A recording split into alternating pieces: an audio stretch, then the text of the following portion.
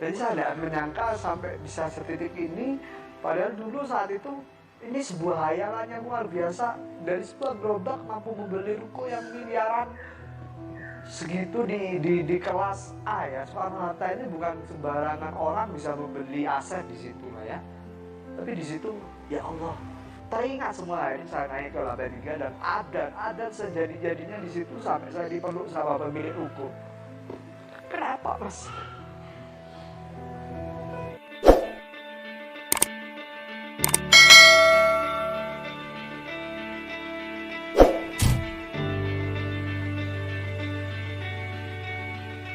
Assalamualaikum warahmatullahi wabarakatuh.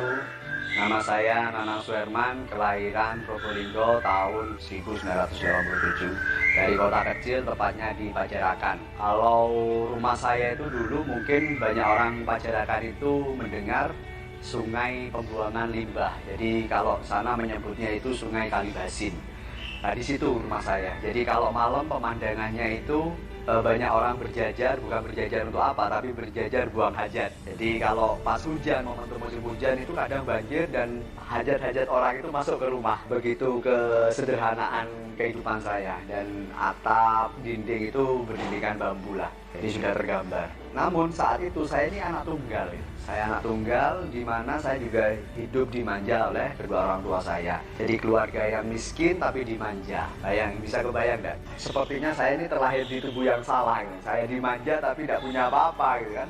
Nah, itu terbawa mindsetnya sampai saya besar. Dan pas saat saya lulus kuliah, itu ternyata saya menginginkan, karena nafsu, karena seringnya dimanja, saya nafsu menginginkan untuk kuliah. Walaupun saat itu ibu saya sudah bilang, nah jangan usah kuliah dulu karena memang keterbatasan biaya. Tapi saya berpikir, enggak lah, aku harus kuliah karena gengsi kalau saya anak tunggal enggak kuliah.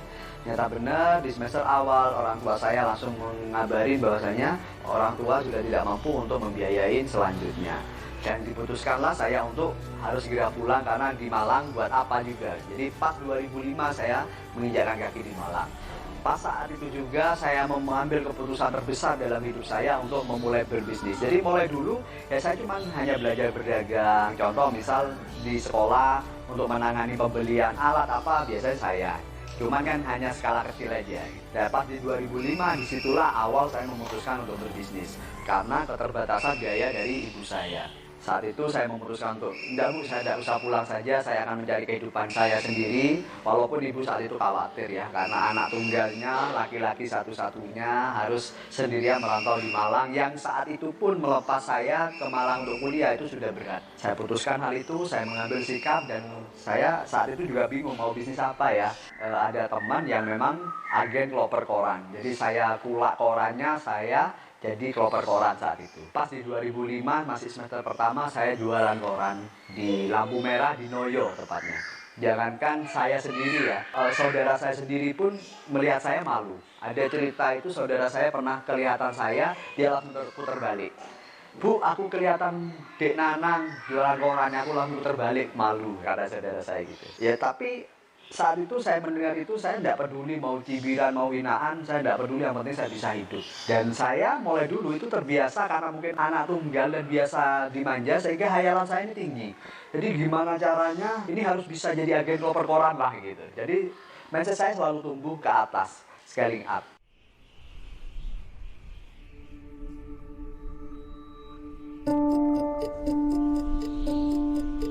Saya atur bisnis itu, saya tabung hasilnya, dan benar 4 bulan kemudian saya sudah punya 3 orang karyawan dan saya sudah scaling up menjadi agen kloper koran, was gitu.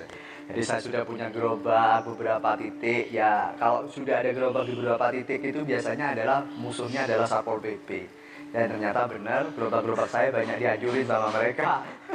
Jadi itu yang terjadi, itu bisnis pertama saya berkembang terus sampai saya habis di kloper koran, saya ikut orang untuk nyales komputer. Dari situ saya belajar komputer dan saya putuskan untuk bergabung di dunia sales komputer, dan karena mindset saya adalah bertumbuh, jadi saya bisa buka toko komputer sendiri dan memenangkan beberapa tender proyek pemerintahan saat itu. Dan akhirnya karena mungkin ambisiusnya terlalu gede juga, akhirnya tutup. Terus kita juga pernah nyeles, kalau bahasanya itu makelar lah ya, makelar mobil-mobil tetangga gitu lah, kita pasarin gitu. Dan ternyata syukur alhamdulillah saya bisa sampai punya showroom mobil bekas yang rata-rata masih di harga 10 sampai 20 lah. Jadi klasik motor. Berkembang terus sampai pada akhirnya saya karena sudah kehabisan modal, buka ini tutup, buka ini tutup, buka ini tutup, saya akhirnya putuskan untuk bekerja di salah satu perbankan. Orang tua bangga dong, karena saya anak tunggal, anaknya diterima di sebuah perbankan, di mana itu menjadi cita-cita banyak ibu-ibu. Bahkan saking bangganya itu saya pulang, disuruh pulang, ternyata apa? Ada hataman merayakan diterimanya saya gitu ya. Di situ orang tua saya bangga, ceritakan sama tetangga kanan kiri, ya saya juga ikut seneng lah karena orang tua saya bangga. Dan ternyata ada sebuah kejadian, saya harus pulang berkunjung ke saudara saya karena ada pernikahan. Nah, saat ada pernikahan itu saya menjadi, karena orang Madura kan banyak yang buta huruf saudara saya, jadi saya menjadi penerima tamu. Kalau dulu itu boboan ya, kalau katanya bahasa Jawa kan boboan itu misalnya 100.000 itu kan sudah gede zaman dulu saya itu. Nah ini bukan 100.000 tapi 1 juta. Ada yang 5 juta, ada yang 1 ton beras, ada yang 1 ton gula gitu. Jadi saya kaget nulis ini, karena saya tahu sendiri, wih, ini bukan perkara bobo nih, tapi balik noe ini piye kan gitu kan. Terus akhirnya saya cerita sama ibu, tanya, Bu, ini kok saudara ini kok boboan nih gede-gede, memang kerjanya apa? Loh kamu nggak tahu nih, saudaramu nih banyak yang pengusaha besi tua. Oh begitu. Terus akhirnya saya cari, nyata benar dikenalin lah sama ibu. Saudara saya yang kaya-kaya, sudah haji, usahanya juga gede, mobilnya juga bagus-bagus gitu kan. Terus saya mulai, kira-kira ini masuk ini buat bisnis saya. Terus saya cari referensi di Malang, ada nggak saudara saya yang besi tua juga di Malang. Saya tanya sama saudara-saudara yang dikenali sama ibu, oh ada, saudaramu di daerah namanya Bumi Ayu itu, di situ ada, coba samperin, itu masih mbahmu. Nah, saya tanya, ternyata ada juga dia usaha besi tuanya di Tunggul Wulung. Jadi saya samperin, terus saya pelajarin, terus akhirnya saya putusin untuk terjun di situ. Paling kira-kira misalnya saya belajar di sini, saya membantu di sini, saya kerja di sini, boleh enggak? Oh boleh, mumpung aku lagi butuh karyawan nih. Nggih balik, terus kinten-kinten bayarannya pripun? Karena saya kan di sini kan cari penghidupan. Sementara saya juga kerja di salah satu bank. Nggak apa-apa wis, kamu tak gaji 400 saat itu. 400 saya pikir, terus saya dapat makan dalik. Oh well, makan bersih, ini gajimu tok. Jadi makan bersih kamu sudah dapat. Oh iya wis, saya putusin dan saya langsung keluar dari bank itu. Telepon saya sama ibu, Bu, ngapunten saya keluar dari bank. Loh lah boleh. Ya aku kepingin usaha besi tua. Ibu saya kecewa kan, saya ceritakan kecewa, dipikir saya gila sudah. Harusnya, ini kan kalau orang tua kan biasa gini, harusnya itu kamu itu kerja dulu, nabung, dan uangnya bisa buka sambil bisnis. Kalau sudah bisnisnya besar, kamu boleh keluar. Ini kan mindset mereka seperti itu gitu kan. Karena ibu sudah kadung bangga gitu kan. Bu, aku kepingin fokus di sini. Bayangin, gaji 1.800.000 kan gede saat itu di perbankan. Saya membela untuk gaji 400.000. Salah tak karpu kata ibu saya. Kalau saya Bu di perbankan, saya mungkin 10 tahun bahkan seumur hidup saya tidak mungkin punya bank. Aku bilang gitu sama ibu. Tapi di besi tua ibu, walaupun saat ini aku gaji 400, setidaknya kalau nanti aku sudah fase dan mahir, 2 tahun aku akan haji kalau gitu. Karena aku lihat perjuangan para saudara-saudara ini rata-rata 1 tahun dia sudah bisa beli mobil, terus di tahun kedua, tahun ketiga, bahkan tahun kelima sudah berangkat haji semua. Ini mindset. Kalau dengan gaya saya, insya Allah saya 2 tahun saya akan haji. Oh gitu saya itu. Ayo salah, sakarep. Karena tidak dapat restu ya mungkin ya. Sehingga saat saya sudah mulai, saya fokus. Jadi saya pelajarin. Karena di dunia plastik itu ternyata ada 32 macam plastik. Yang memang menuntut saya untuk harus terjun memang. Saya pilah-pilah ini mana plastik yang lakunya sekian, sekian, sekian. Seperti itu saya pelajarin. Dan sebulan kemudian saya sudah punya tabungan. Dan saya minta izin. Saat itu ada tabungan kalau tidak salah 1,5 juta. 1,5 juta saya putuskan dan minta izin kepada paman saya untuk saya buka sendiri. Oh tidak apa-apa. Nanti kalau kamu buka sendiri, kalau kamu kebingungan untuk menjual, kamu jual ke saya saja. Oh siap, tambah senang kan saya. Jadi misalnya ada barang, saya tidak takut untuk proses menjualnya. Akhirnya saya buka, berjalan waktu dan benar di bulan ke-6, setelah 6 bulan saya sudah punya pick up. Itu menambah saya untuk akselerasi bisnis di dunia besi tua. Sampai akhirnya besar.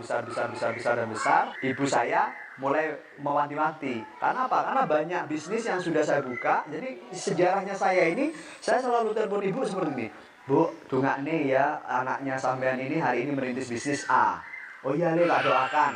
Bu, alhamdulillah Bu, anakmu sudah maju. Wah, alhamdulillah nak, anakmu akan kirim transferan cuma sekian lah Bu. Iya, enggak apa-apa nak, senang. Terus berapa bulan kemudian Bu, anakmu bangkrut. Jadi isinya merintis, maju, bangkrut. Merintis, maju, bangkrut gitu. Jadi akhirnya ibu saat itu berpikir, Le, kamu harus menikah aja, mumpung bisnismu masih di puncak-puncai. Karena ibu wis blenger sudah, kamu ini pinter galak duit tapi tidak bisa mengelola duit. Barangkali kamu menikah, kamu sudah bisa terrem. Karena saya kan orangnya royal. Jadi satu kosan saya itu yang kasih makan mereka saya. Jadi teman-teman itu saya belanja beras segala macam, saya juga ini ayo makan. Jadi saya orang yang royal banget. Jadi saya putusin menikah. Nah saat itu saya kan dulu ganteng banget ya. Jadi saya juga punya beberapa pacar gitu kan. Kebetulan akhirnya ketemu dengan istri, saya ajak istri menikah. Kenal kita cuman proses dari pertemuan sampai pernikahan itu cuma 1 bulan. Kenapa bisa cepat banget? Karena kita visinya sama. Istri juga anak tunggal, di mana istri saat itu juga kerja di semen Gresik saat itu. Saya putuskan gini, melamarnya ini unik banget. Mbak, mohon maaf ya, rute sebuah perkenalan itu kan kenalan, tukar-tukaran nomor, SMS-an, telepon-teleponan, ngedate, PDKT, terus nembak. Misalnya ditolak, balik ke awal lagi. Gimana Mbak? Saya kan hari ini tertarik dengan Mbaknya. Kira-kira Mbaknya ada tertarik tidak sama saya? Gitu. Kalau memang ada, gimana kalau ini bisa kita persingkat? Intinya aku akan nembak Mbak deh. Bagaimana kita saling mengenal aja dulu. Loh Mas, kok cepet banget kayaknya Mbak? Kata istri saya gitu kan. Daripada kita terlalu lama, kita juga rugi waktu. Saya juga ingin mencari istri Mbak gitu. Oh ya wes, kita jalanin aja. Kira-kira Mbak ada ketertarikan enggak sama saya? Iya, aku suka alis emas gitu. Bayangin coba, dari semua tubuh saya masih seneng alis tok.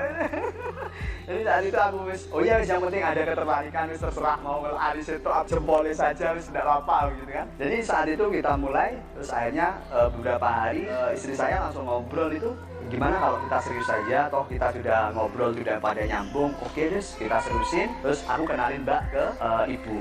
Jadi ada 5 perempuan yang memang aku kenalin ke ibu, dan ibu menjatuhkan pilihannya ke istri. Nah, saat wes sudah, ya sudah, terus aku akhirnya pulang ke Jombang nganterin istri. Kita tidak pernah menyangka secepat itu. Cuman saat saya mengantarkan istri, mertua langsung dudukin kita, kamu siapa? Karena istri ini anak tunggal dan anak desa ada di pegunungan lah. Jadi hal seperti itu masih tabu gitu. Langsung didudukin, kamu siapa? Orang tuamu ada di mana? Kalau kamu memang serius, langsung ke sini orang tuamu. Loh, oh iya wes, langsung saya telepon, Bu ini minta dilamar, oh gitu langsung. Loh kok cepet ya nak? Loh jadi ini sama ceknya aku cepet rabi ya gitu kan? Ya wes langsung ibu berangkat ke Jombang, langsung saat itu saya setirin, terus prosesi lamaran, karena terus langsung penentuan hari pernikahan. Jadi kalau ada jomblo itu takut menikah karena biaya, ya saya cuma modalnya hanya 500.000 doang. Buat apa? Buat ngurus di KUA, dan 100 ribunya itu untuk Pak Modene. Jadi selesai, nggak ada biaya tambahan lagi. Jadi saya berusaha untuk menikah, dan benar saat itu titik luar biasanya saya, terus akhirnya saya buka pengolahan biji plastik, dan sama mertua dikasih tambahan modal ya. Jadi memang kenyamanan itu kadang membutakan kita, karena mertua ini kan orang berada. Jadi saya dikasih modal, saya merasa wah ini enak, ini bisa buat sandaran ini gitu kan. Jadi saya tidak perlu hutang ngalor ngidul. Ternyata saat dikasih ya sudah selesai, saya cuma dikasih, terus modal itu buat tambahan saya untuk mendirikan pabrik biji plastik. Saat kita mendirikan ternyata butuh modal masih tambah banyak. Akhirnya di situ saya terlibat di hutang, baiknya perbankan resmi maupun non resmi. Dalam hal ini mungkin orang Jawa menyebutnya bank tetil ya. Sehingga hutang saya itu saat itu Senin ada, Selasa ada, Rabu ada, Kamis ada, Jumat ada, Sabtu ada, Minggu ada. Terus mingguannya juga ada, Senin Rebuannya juga ada gitu. Jadi terus, jadi ada hari itu yang dimana 3 kali penagihan. Saking banyaknya hutang. Saat pertama menikah kita langsung ancang-ancang untuk menjadi orang kaya lah ya. Rumah ada, semua perabotan. Bahkan mungkin kalau bisa sombong ya, kasur saja saya saat itu zaman itu di tahun 2010 akhir itu beli sekitar 40 juta. Wah, kasur ya. Buat tidur bro gitu kan. Belum ada LED TV, saya sudah pakai LCD TV gede 53 in. Wow, home theater semua komplit lah untuk memanjakan. Dari situ beberapa bulan kemudian jadilah musola karena terlalu banyak hutang. Jadi semua pada dijual gitu kan. Kasur pun sampai terjual. Jadi kita tidur di alas aja. Jadi bahkan untuk bayar listrik aja kita sudah nggak mampu. Banyak hal yang sudah kita lakukan sampai semua ini habis. Sampai semua habis. Dan hutang saya itu saat itu kalau nggak salah sekitar 1,3 miliar ya. Kalau untuk orang sekarang mungkin tidak berat lah utang gitu, tapi saat itu saya itu luar biasa gede. Makanya kan saya menyadari tidak ada masalah yang besar, tergantung sudut pandangnya kita saja dan tergantung situasi. Maka dari itu saya akhirnya memutuskan untuk kembali ke titik nol. Kenapa? Karena saya itu sampai diundang itu, pernah ini kejadian, saya itu diundang oleh beberapa komunitas.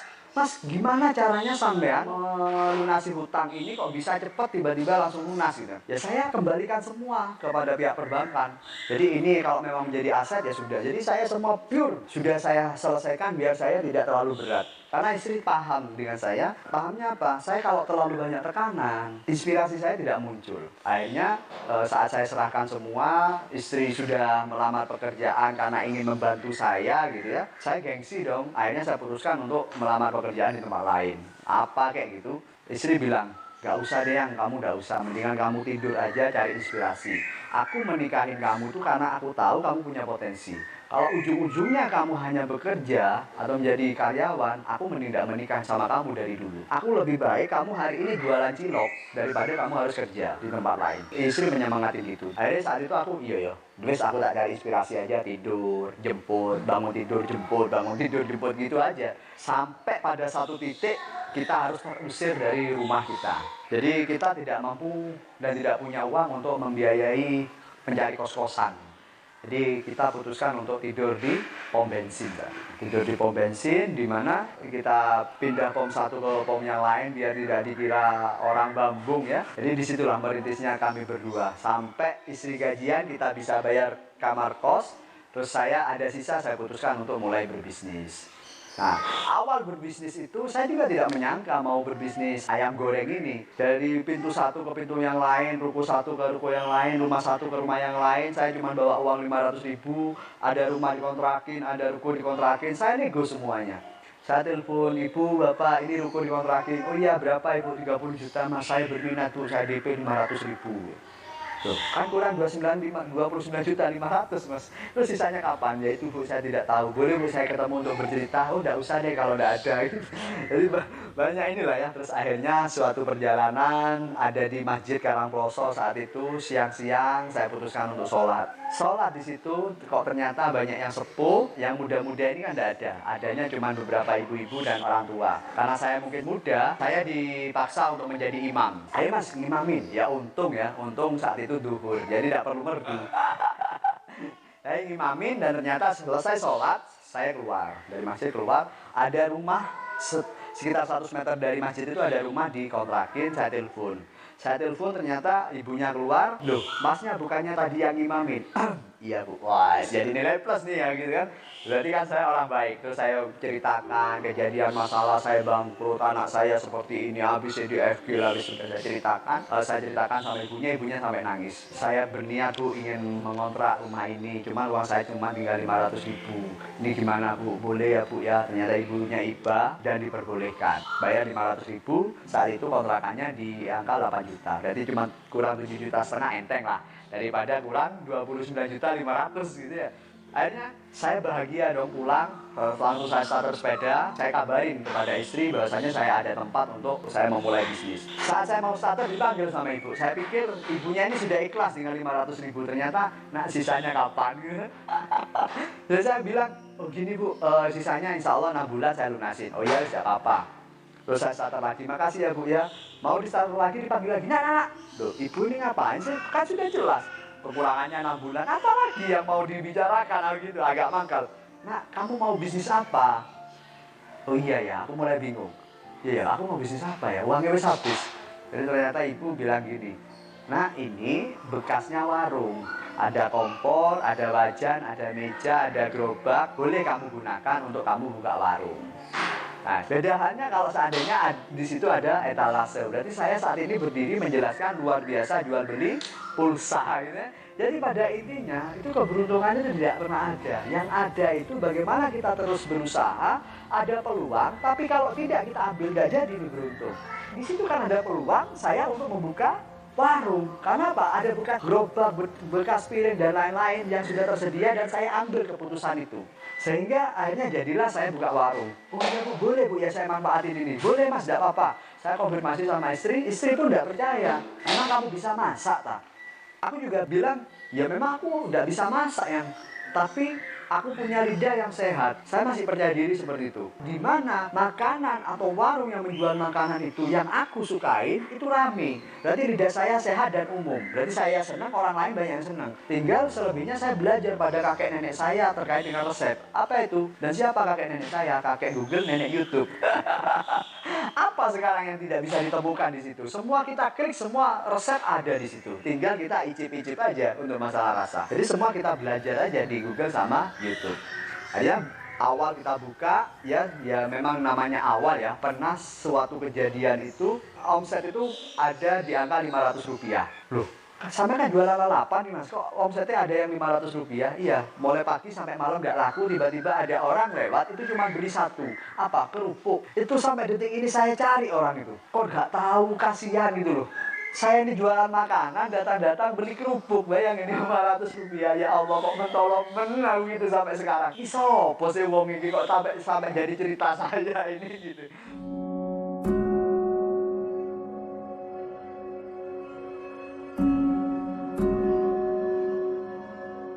Suatu kejadian, istri saya sudah tidak kerasan di tempat kerja yang lama, saya antar untuk interview kerja. Dan saya masak bebek saat itu. Biasanya kalau saya masak bebek, cantik, 5 menit, 10 menit selesai. Jadi bayangin, alot pasti. Cuma karena memang tidak tahu ilmunya gitu, cuma tahunya di Google aja gitu. Terus akhirnya saya antarin istri, saya pikir, paling lama 10 menit, 15 menit selesai lah. Ternyata sampai 2 jam. Sampai 2 jam, waduh ini saya bingung, aduh bebekku acur, ini apa ini, bingung. Sudah, saya sudah tidak punya uang. Akhirnya saya pulang, benar bebek itu sudah mau hancur, sudah banyak remuknya. Tuh ini apa ini, kalau saya buang nanti jadi waste, terus uang saya juga sudah tidak punya modal lagi. Saya jual takut ada konsumen yang kecewa. Ya sudah wis, saya rawat. Ya apa caranya ini masih layak untuk dijual lah. Ternyata ada pembeli saat itu, orang sekitar, dan beli bebek itu, bebek yang mau hancur itu. Saya goreng aja, bismillahirrahmanirrahim, mudah-mudahan mereka mau gitu. Oh bebeknya kok elek gini Mas gitu. Ya Bu. Loh, enak ya Mas. Kuat gitu. Saya mulai jualan saya tidak pernah mendapatkan pujian soalnya. Masih ujung-ujungnya ngenyek aja. Pripun bu rasanya enak, pergi tidak balik. Enak, pergi tidak balik. Ini ngomong enak tapi kok tidak balik gitu. Dan ini, enak ya Mas. Ya sudah pasti gini. Alah, paling kok ya gak balik. Ternyata besoknya, Mas aku pesan ini ya gitu. Pesannya kayak kemarin itu. Yang bebeknya sampean. Enak soalnya Mas. Oh iya Bu.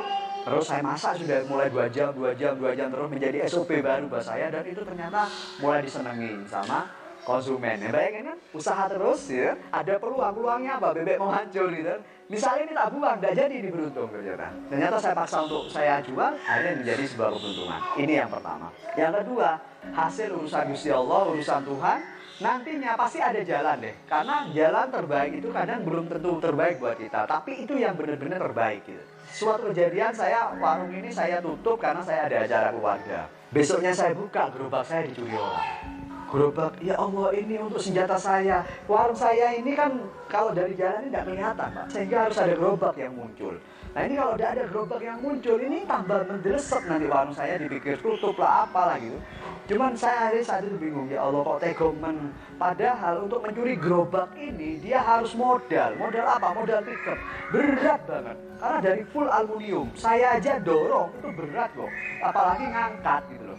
Sementara mau didorong, ban ini kan sudah kewempes semua. Sudah tidak layak untuk bisa didorong, tidak mungkin lah. Kok tegomen, kok niat aku kayak gitu toh sama maling ini. Ya benar. Saya sudah mulai patah arah, ya untung ya belum ketemu motivator ya. Karena biasanya motivator, tenang Mas, semua akan ada hikmahnya. Pasti saya, hikmah apa nih, itu gerobak dicuri kok hikmah. Dari mana hikmahnya gitu kan. Saya akhirnya cari tempat untuk pindah. Ternyata di situ muncullah ada tulisan Pujasera dikontrakin, namanya Pujasera Semanggi, pas di sebelah Poltek. Di situ ada Pujasera, di mana yang saat ini berubah jadi ruko dan di situ ada berdiri ayam goreng Nelongso. Pindah di situ, balik lagi, usaha, ada kesempatan gerobak dicuri, berarti kan kesempatan untuk pindah. Seandainya saya meratapi nasib, saya tidak jadi jualan. Tapi saya akhirnya putuskan untuk pindah dan di situ ternyata muncullah nama ayam goreng Nelongso. Kok bisa Mas muncul ayam goreng Nelongso? Berarti dulu namanya apa? Namanya Gria Bebek dan Ayam Mas Nanang. Pindahlah saya di situ, saya menyewa, ternyata saya dihalangin oleh para senior Pujasera. Pokoknya orang baru ini tidak boleh jualan lalapan, karena semua sudah jualan lalapan, masa jual lalapan lagi gitu. Menghasut kepada pengelola, Mas, ngapunten sama tidak bisa jualan lalapan di sini. Langsung saya berpikir taktis, set. Oh, ini bukan lalapan, apa? Sego sambel. Wah, padahal dia berdoain. Jadi nanti pengelola yang nonton ini nanti akan berpikir, wah aku diakali Mas Nanang. Ini bukan lalapan Pak, apa? Sego sambel. Saya tidak jual itu ayam goreng, itu tidak ada. Apa? Cuman sayap sama ceker. Jadi sayap goreng sama ceker goreng ditaruh di nasi, saya siram sambel. Oh gitu Mas ya? Pokok saya harus bisa jualan Pak. Oh iya, terus namanya apa Mas? Namanya ayam goreng Nelongso. Langsung nyeletuk aja saat itu. Allah yang kasih nama. Loh Mas kok bisa namanya ayam goreng Nelongso? Mikir lagi saya. Iya ya. Oh ini Pak, ini kan menunya sayap sama ceker. Ibarat kalau dalam manusia ini kan tangan dan kaki. Nah tangan dan kakinya manusia kalau diambil Nelongso tuh rasanya. Wah, aku langsung gitu. Oh iya. Harganya berapa Mas? 5 ribuan. Murah ya? Ya murah Pak. Oh ceker sayap tok mosok kate dodol 15.000 ya kan gak payu. Iya wis. Akhirnya boleh. Ternyata laris. Laris, saya sudah bisa ngantongi setoran bersih ke istri saat itu sekitar 50 sampai 100 ribu juga. Istri sudah bahagia kan, namanya dapat setoran tiap hari 100 ribu, kayak mau jadi orang kaya laris ya. Saya dapat setoran, ternyata ada berita buruk di siang bolong. Kita diwajibkan untuk pindah, di mana saat itu tiba-tiba saya mendapatkan berita Pujasera itu sudah dijual kepada pemiliknya yang baru. Nah rencana kalau tidak salah saat itu mau dibikin ruko ya. Jadi sudah mulai kaget lah kita. Ya Allah, ini kan sudah mulai laris, kok ada aja gitu kan. Ya untung lah ya, untung lagi-lagi tidak ketemu motivator. Kalau ketemu motivator sudah lah Mas, tenang, semua pasti ada hikmahnya. Oh tak perlu sama saya, hikmah piye mau aku kenal gusur kok hikmah gitu kan. Ternyata saya minta waktu, memang semua diberikan waktu kalau tidak salah 1,5 bulan untuk mencari tempat yang baru. Alhamdulillah masih baik lah ya pemilik itu. Terus kita putuskan cari tempat dan benar ada di seberangnya. Ada di seberang itu kalau tidak salah dulu bekas Paradiso Garden yang sekarang jadi dibangun apartemen gitu ya. Pindah ke seberangnya dan kami dikasih kesempatan untuk buka 24 jam. Sementara yang lama itu kan hanya tutup jam 9 malam. Di pas buka di 24 jam itu hotel kami sudah mulai dikenal banyak orang malam ya, mulai dari wanita malam dan laki-laki malam lah ya. Jadi yang bekerja seni lah ya. Karena apa? Karena pesaing kita cuma 2, McD dan KFC yang 24 jam. Dan jelas bukan pesaing ya, karena beda segmen. Dan yang kedua adalah bubur. Bubur ayam kan dulu rame kan. Jelas juga masa bubur mau disandingkan sama nasi ya, orang tetap milih nasi lah. Mungkin bubur kan hanya pengganjal perut aja. Jadi beda tetap. Rame dan kita bisa alhamdulillah dari buka 24 jam itu. Ya beneran itu tadi. Kalau seandainya tidak kita ambil itu kesempatan, tidak akan dapat keberuntungan. Kita bisa buka cabang yang kedua dan cabang yang ketiga. Karena ramenya di situ, alhamdulillah sudah bisa buka cabang yang kedua dan cabang ketiga. Dan Allah ternyata kasih jalan lain lagi untuk bisa tumbuh dan survive. Apa itu? Cabang kedua, setelah dibuka cabang ketiga, cabang kedua itu ternyata mengalami kebakaran. Bisa dicek di Google, ayam goreng Nelongso kebakaran. Itu semua ludes, semua bangunan ludes. Mungkin bisa dicek di Google. Semua bangunan ludes, tapi ada satu yang belum ludes, yaitu neon box yang bertuliskan ayam goreng Nelongso. Dan itu beritanya diberitakan di semua televisi nasional saat itu. Karena zaman dulu kan zaman televisi ya. Ayam goreng Nelongso di Malang kebakaran, semua memberitakan dan alhamdulillah lah ya, kalau saat itu untuk membayar iklan ini kan luar biasa mahal. Ini iklan gratis gitu ya. Ya untung lagi-lagi tidak ketemu motivator ya. Seandainya ketemu motivator saat itu sudah masa puncak-puncaknya sudah. Karena kebakaran kok semua ada hikmahnya. Gitu kan. Ternyata saat itu saya putuskan untuk ini kita pindah atau seperti apa ya. Karena kalau pindah saya lagi-lagi uang sudah mulai nipis. Jadi saya putuskan untuk membenahi. Yang pertama sebagai tanggung jawab kepada pemilik ruko, karena kan percuma, misalnya saya pindah, ini kan tetap harus kita benerin. Jadi harus ada double budget gitu. Gak apa-apa deh, urusan tayur, urusan carry. Katanya nanti apes lagi. Dan itu banyak yang juga yang bilang, makanya nama itu harus yang baik, karena nama adalah doa. Akhirnya nelongso kan gitu. Saya juga mulai berpikir, apa harus diganti ya, tapi tidak usah, aku fokus di sini saja dulu. Terus karena nama itu semakin terkenal sampai diliput di media, akhirnya saya putuskan untuk ganti sekalian juga. Kenapa saya putuskan sekalian diganti? Ya saya sekalian dibully lah, selesai. Kamu mau bully saya is oke, daripada kita ada viral-viral gitu kan. Akhirnya Gria Bebek saat itu sudah kita hapus menjadi Ayam Goreng Nelongso. Cuman untuk mengenang jasa saya yang mendesain logo bebek kita kan bingung, logo apa lagi ya? Terus tetap aja logonya, jadi logo bebeknya tetap kita pertahanin, sementara Gria Bebeknya kita hapus. Itu yang menjadi pertanyaan misteri. Kenapa kok Ayam Goreng Nelongso logonya bebek gitu kan? Itu menjawab pertanyaan para netizen ya.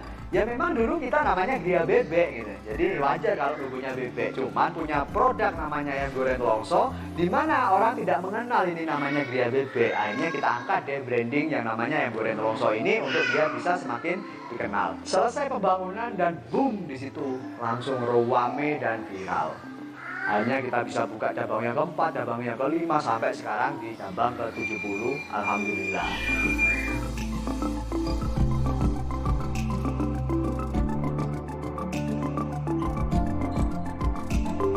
Titik terendah dalam hidup saya itu saat saya awal menikah. Saya itu punya hutang di angka 1,3 miliar itu. Dimana saat itu istri saya masih hamil, bisnis biji plastik saya sudah mulai turun dan bangkrut.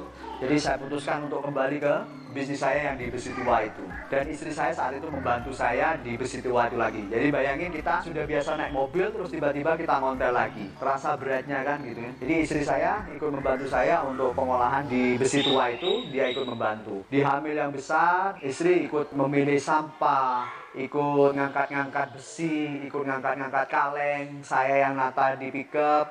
Terus saya nata di atas, istri yang ngangkat. Bayangin misalnya sampai tinggi segini, istri yang nyuwun itu yang sampai detik ini yang tidak bisa saya lupakan. Itu yang pertama. Terus yang kedua, bagaimana saya ditagih hampir tiap hari oleh debt collector. Ini pernah suatu kejadian, ada debt collector itu datang ke tempat saya, marah-marah lah, habis pakai 3 orang kalau tidak salah. Marah-marah, ada istri mas itu. Saya bilang, ini sudah lahir anak pertama. Saya bilang sama debt collector, gimana pak? Gimana? Wis debt collectornya marah-marah juga. Pak, saya tahu memang maksud jenengan ingin nagih, dan saya tahu emosi sampai sudah meledak-ledak. Tolong jangan luapkan emosi Bapak di depan anak dan istri saya. Karena sesalah-salah apapun saya masih punya harga diri. Mati sampai Audrey. Saya akan melawan dengan sekuat tenaga. Kalau itu selama di depan anak istri saya. Tapi kalau memang ada masalah yang harus diselesaikan, ayo masuk ke kamar, saya ikhlas dan rindu. Ternyata saat saya masuk ke kamar, wah dihajar sama Depo. Dia. Hajar, terus saya keluar ya dengan bawa belur lah ya, terus keluar. Istri sudah tidak tega lihat wajah saya peluk siapa sih anak saya itu, saya peluk. Anak saya itu kalau nangis itu kencang sekali, jadi 100 meter itu kedengeran. Jadi sampai dijuluki sama tetangga itu ratu nangis karena wah gitu. Dan itu saat saya peluk kejadian itu, anak saya itu tidak ada suaranya. Jadi dia merepes terus sih, mungkin merasakannya. Jadi saya peluk itu dia nangis gitu. Terus saat itu saya berjanji, udah ini yang terakhir. Jadi udah ini yang terakhir, saya peluk saat itu. Jadi biasanya yang wah gitu, tapi dia tidak bersuara sama sekali, cuma hanya netes, tapi deres. Jadi saya peluk saat itu sih paling terendah. Terus yang kedua juga saat proses mau bersalin lah ya, saya kan tidak punya biaya untuk biaya bersalin itu. Jadi saya bilang sama istri ya, ini kan kita alasan aja, ini kan kita di sini tidak ada saudara. Gimana kalau kamu bersalin di rumah Jombang saja? Karena ini kan anak pertama. Kalau di rumah nanti ada yang menjaga, alasannya itu aja gitu. Padahal saat itu saya tidak tahu mau cari uang kemana. Terus benar istri saya putuskan untuk pulang, saya balik ke sini. Pikiran saat mengantarkan istri, paling aku mau ngerampok sudah. Karena sudah tidak ada sudah. Apa yang mau saya kerjakan? Cuman Allah masih takdirkan saya untuk tidak sampai ke arah sana. Jadi untuk biaya saat itu saya ya wis cari sampah akhirnya, mulung. 2 minggu saya cari sampah itu hasil 1,5 juta dan saya putuskan untuk balik ke rumah dan dapat uang 1,5 juta itu dari hasil mulung sampah itu gitu. Karena kan pengalaman saya di bidang sampah kan juga gede. Jadi saya keliling di Soekarno-Hatta cari sampah itu gitu. Jadi 2 minggu dapat 1,5 juta saya pulang. Istri bertanya-tanya, dapat dari mana ini uang? Ada deh gitu. Istri tidak tahu. Saat saya mulung sampah itu istri tidak tahu. Taunya saat sudah ke Malang ada yang cerita, Mbak, Mas Nanang sakno. Lu kenapa? Iya, kalau malam Mas Nanang mulung sampah. Nangis istri gitu. Saya sampaikan sama istri, ini aku punya uang 1,5 juta, cukup lah untuk biaya melahirkan. Nah, melahirkan saat itu di Bidan Jombang, terus 3 hari, Mas, bayangin, 3 hari itu istri menahan sakit persalinan itu. Sama mertua sudah, ayo operasi ya, harus operasi, karena 3 hari, Mas. Pembukaan itu udah nambah-nambah, tapi istri tetap berusaha. Bayangin, Mbak. Ternyata istri menahan sakitnya karena tahu, saya tidak punya uang untuk biaya operasi. Misalnya uang minta pun itu ada lah mertua, tapi kan istri berusaha menjaga martabat suaminya gitu. Tidak lah, dia berusaha untuk 1,5 juta itu untuk bisa lahir. Jadi berusaha di situ istri saya.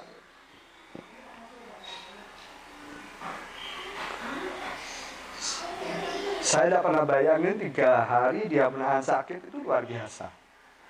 Jadi pas melahirkan alhamdulillah sudah selesai. Sampai lagi di titik terendah itu, saya bersyukur punya mertua yang mendidik saya itu keras. Keras dalam hal ini bukan kejam ya. Hari ini kan kadang kita sulit membedakan antara keras dan kejam. Di satu titik terendah, sudah tidak ada penghasilan, saya memutuskan berdua sama istri untuk transmigrasi. Karena katanya transmigrasi itu dapat A, B, C, D, F, G. Kita sudah menyusun surat-suratnya sudah. Saat itu saya ke istri, dan luar biasa mertua saya mendidik. Dan ini aku akan tiru suatu saat. Kenapa? Karena anak kalau kita didik dengan manja, habis sudah. Tidak usah dikasih ke lingkungannya tidak benar. Dimanja saja, anak sudah selesai. Tapi mertua saya saat itu bilang gini, sudah kamu berangkat toh dan kamu wajib ikut suami. Kalau orang tua zaman sekarang kan enggak. Makanya kalau kamu dibilangi ojo ke susu rabi, ayo tambah ikut-ikutan urusan keluarga. Biasanya kayak gitu akhirnya pecah. Tapi mertua saya luar biasa. Oh iya nak, kamu tak restuin untuk berangkat transmigrasi. Loh, kok dari kayak bodoh? Gitu. Padahal ini cuma pura-pura aja, ternyata suruh berangkat gitu. Tapi luar biasa, bayangin kalau seandainya saya dikasih modal lagi seperti zaman dulu, saya akan terlena. Ternyata mertua saya saat itu, ya wis kamu kalau mau berangkat transmigrasi, berangkat toh. Kamu Dok, harus ikut kemanapun suamimu pergi, karena dia suamimu. Ngomong gitu. Jadi, tapi aku tidak ridho, cucuku harus ikut. Jadi cucunya yang diambil, gitu. Dan dibayangin coba di orang tua zaman sekarang kan mawas ikut campur urusan keluarga. Bahkan pernah suatu kejadian saya bertengkar hebat sama istri itu, mertua itu sampai, karena istri wajar ya kalau sudah tidak kuat gitu kan, telepon sama mertua ya ingin pulang lah pada intinya. Tapi apa yang dilakukan mertua saya? Saat ini pun misalnya Nanang bunuh kamu, aku tidak bisa ikut-ikut, kata mertua. Tapi misalnya saat ini Nanang bilang talak sama kamu, terus masih mensakitin kamu, maka berhadapan dengan aku. Selesai. Memang ijab kabul sudah diserahkan. Ini asik. Itu luar biasanya mertua. Jadi dia hanya bisa mendamaikan, dia sabar. Namanya merintis, namanya bakal. Ini orang mertua saya luar biasa mendidik, dan ini akan saya tiru kepada anak-anak saya. Bagaimana kita sebagai orang tua yang tidak boleh mencampuri urusan anak, boleh tapi hanya sebagai penengah agar tujuannya untuk merakatkan hubungan ini gitu. Sampai seperti itu di titik terendah dalam hidup saya. Terus yang kedua juga pas prosesi di mana mohon maaf juga ini kan loncat-loncat ya. Kalau saya bercerita loncat-loncat karena terlalu banyak memang perjalanan hidup saya. Ibarat orang lebay lah, mungkin saya ini orang yang lebay. Kehidupan saya terlalu lebay. Bahkan sinetronku menangis kalah kayaknya. Jadi pernah juga kejadian pas posisi hamil, ini masih di Besi Tua ya. Posisi hamil itu ada seorang anak kecil, ini mencuri beberapa mesin onderdil dan dijuallah ke saya. Saya juga tidak tahu karena Lek, dapat dari mana ini onderdil? Nek bapak pak, wong rusak kabeh wong ondol. Oh ya wis, saya percaya aja. Ternyata apa? Itu hasil curian dan saya sampai diseret ke kantor polisi. Kasus penadahan. Lalu saya ke kantor polisi, istri cuman ya banyak sih uangnya, cuma 2.000-an Pak. Cuma 2.000-an, terus setelah itu istri menunggu saya kok tidak pulang-pulang karena tahu kalau saya ke kantor polisi. Akhirnya sampai tengah malam istri memberanikan diri karena kebetulan saat itu tetangga-tetangga ini kan banyak dari kepolisian. Totok-totok nangis, Pak tolong pulangkan suami saya gini. Loh gimana kasusnya? Kasusnya seperti ini. Oh ya wes, akhirnya semua warga karena kasihannya, karena mereka tahu bagaimana totalitasnya saya untuk warga, di perumahan saya yang lama itu sering mati air. Saya secara pribadi dan sukarela bawa pickup saya untuk mengisi setiap tandon-tandon rumah tangga di situ. Jadi mereka paham bagaimana totalitas saya untuk warga, mereka paham. Dan gerutuk semua membawa saya pulang di kantor polisi. Nanang hari ini harus pulang. Urusan ini nanti kita bicarakan, jadi dibantu oleh warga sampai seperti itu. Itu yang luar biasa. Dan ini sebuah kisah juga saat saya merintis di Pujasera itu tadi. Istri yang pulang kerja harus ikut membantu saya berdagang, berjualan ini ayam goreng. Paginya aku kerja juga, pulangnya masih harus bantu. Dan ini sebuah kisah yang cukup saya ingat. Dan sebuah sejarah di mana saat sudah menjadi sebuah ruko dan saya sudah bisa survive, saya beli ruko itu tanpa tawar. Berapapun angkanya sampean saya akan beli. Asal saya dapat yang titik itu. Aku bilang gitu sama pemilik. Loh kok somen orang ini? Akhirnya beliau langsung ngomong bahkan di angka sekian miliar itu beliau sendiri yang menurunkan harganya. Gak pantas mas, tidak ada pengurangan harga katanya gitu. Jadi ada harus terjadi tawa menowo katanya gitu. Terus diturunin sendiri harganya. Benar saya buka ruko yang ada titik di mana saat saya itu merintis di Pujasera, saya masuk saya nangis. Kenapa? Bayangin istri saat lelah bekerja itu di sebuah gerobak itu istri saya alasi kardus, dia tidur di situ. Ngelilirnya sampai sekarang saya masih ingat. Dia nongol di lubang itu yang rame yang oh masih belum yang nanti kalau rame masih ingat saya nanti kalau rame bangunin ya nanti tak bantu. Oh iya wis kamu tidur dulu. Jadi kalau rame istri wis rame yang tak bantu gitu. Jadi pas saat itu saya masuk terdengar ngelilirnya istri saat tidur, terdengar celotehannya istri saat tidur, saya langsung naik ke lantai 3 dan ada di situ saya sujud. Jadi saya tidak menyangka sampai bisa setitik ini. Padahal dulu saat itu ini sebuah hayalan yang luar biasa. Dari sebuah gerobak mampu membeli ruko yang miliaran segitu di kelas A ya. Soekarno-Hatta ini bukan sembarangan orang bisa membeli aset di situ lah ya. Tapi di situ ya Allah, saya langsung naik. Karena apa? Karena di titik itu langsung saya tahu sudah. Oh, istri saya di situ, istri saya meladenin istri saya. Bagaimana paniknya, bagaimana capeknya luar biasa. Bagaimana saat itu merintis itu kita tidur di pom bensin itu teringat semua. Ini saya naik ke lantai 3 dan adan sejadi-jadinya di situ sampai saya dipeluk sama pemilik ruko. Kenapa mas? Dan saya cerita kepada pemilik rukonya juga nangis.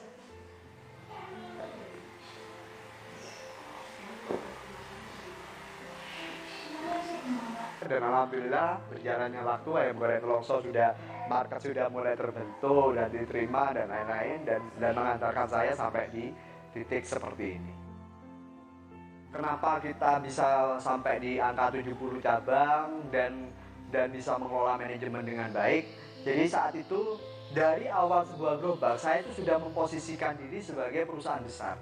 Jadi misal ada karyawan 2, ini ada direkturnya, gitu, ada supervisornya, ada manajernya, ada krunya. Jadi saya selalu memposisikan seperti itu. Dan saya orangnya kan tidak mau tergantung dengan orang lain, karena mungkin saya anak tunggal ya. Jadi saya terbiasa untuk apa-apa saya mengandalkan diri sendiri. Akhirnya saya pas makan Indomie, ini sebuah sistem ya. Saya makan Indomie, iya ya.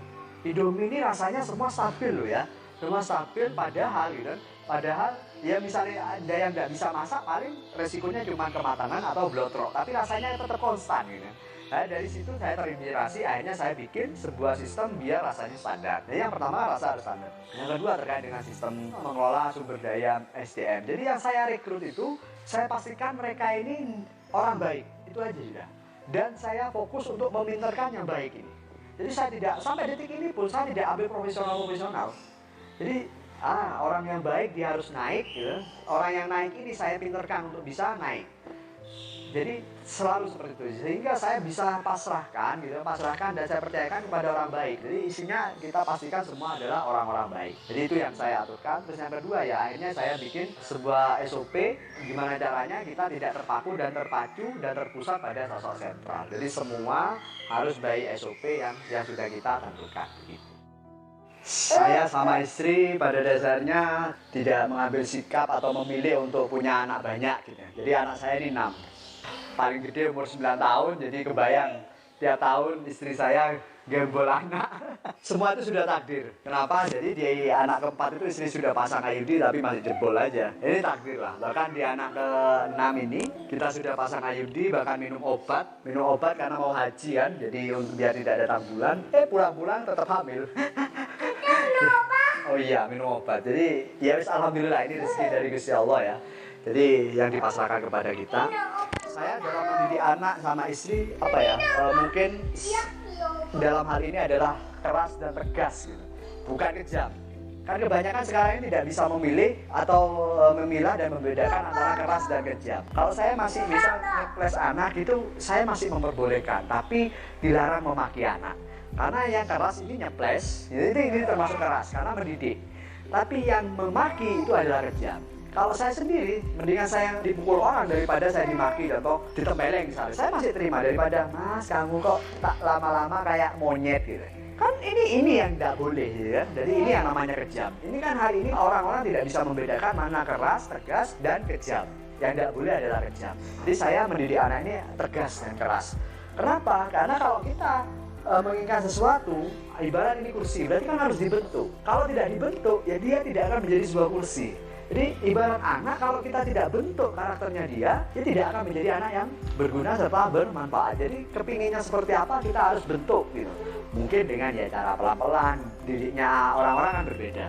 Jadi dalam hal ini saya mendidik anak, saya perkenalkan semuanya, baik semua pengetahuan dan kebutuhan. Misal di dunia gambar saya datangkan praktisi lukis, ternyata tidak ada perkembangan atau ada yang berkembang, ya yang berkembang ini saya terusin, yang tidak ada berkembang berarti dia tidak punya bakat serta minat, ya sudah kita terusin. Sama menyanyi, piano, serta musik-musik yang lain kita perkenalkan semuanya kepada anak-anak. Bahkan bela diri semua kita perkenalkan dan wajib untuk ini. Untuk apa tujuannya? Ya untuk mendidik anak itu tadi. Kalau kita memanjakan, ya sudah selesai. Itu sih. Terus yang kedua juga saya tidak memilih untuk memberikan gadget berlebih kepada anak. Jadi mungkin karena yang mungkin mengenal gadget itu yang anak paling kecil. Untuk apa? Untuk mengalihkan fokusnya dia untuk masalah makan. Tapi kalau sudah selesai makan sudah tidak ada. Coba dilihat anak-anak saya tidak mengenal gadget. Apakah berarti tidak boleh nonton YouTube? Boleh. Tapi di televisi ataupun di laptop. Bedanya apa? Kan sama-sama nonton YouTube, beda. Kalau di televisi anak saya akhirnya menguasai berhitung semua. Kok bisa? Mereka akan bergantian nonton YouTube A, karena kan beda channel ini. A, 1, 2, 3, 4, 5, gantian nomor 2. Jadi mereka tidak nonton akhirnya, cuma fokus pada hitungannya 1, 2, 3, 4, ganti lagi kayak gitu. Jadi boleh nonton YouTube tapi bukan di handphone. Kecuali yang untuk pengalihan makan. Tapi ini buktinya saat kita ini tidak ada mereka yang kecanduan HP seperti yang lain gitu. Kalau saya ini pada dasarnya ada dua hewan yang menginspirasi dalam hidup saya, yaitu singa dan rusa. Kebanyakan orang ini pasti akan memilih singa semua, atau yang kalau ini pertanyaannya ditakutkan adalah pertanyaan jebakan, pasti aku milih rusa aja deh gitu. Pada dasarnya kalau kita belajar pada dua hewan ini, intinya kita tidak bisa memilih mau jadi terlahir singa ataupun rusa.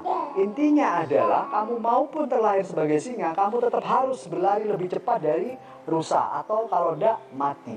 Begitu pula sebaliknya, kalau kamu terlahir jadi rusa, kamu tetap harus berlari lebih cepat atau mati di mangsa. Jadi semuanya, apalagi di era seperti ini, semua harus bisa berkembang, bisa berlari, bisa beradaptasi dengan cepat. Tidak peduli kamu menjadi singa ompong, tidak bisa berlari, mati. Tidak peduli kamu rusa yang baru lahir, tidak bisa berlari, mati. Jadi itulah era sekarang. Jadi harapan saya semua juga mengikuti dan bisa merasakan apa yang menjadi motivasi saya. Kalau kamu tidak mampu berlari di era ini, maka akan mati. Assalamualaikum warahmatullahi wabarakatuh. Saya Nanang Suherman, owner dan founder dari Ayam Goreng Nolongso.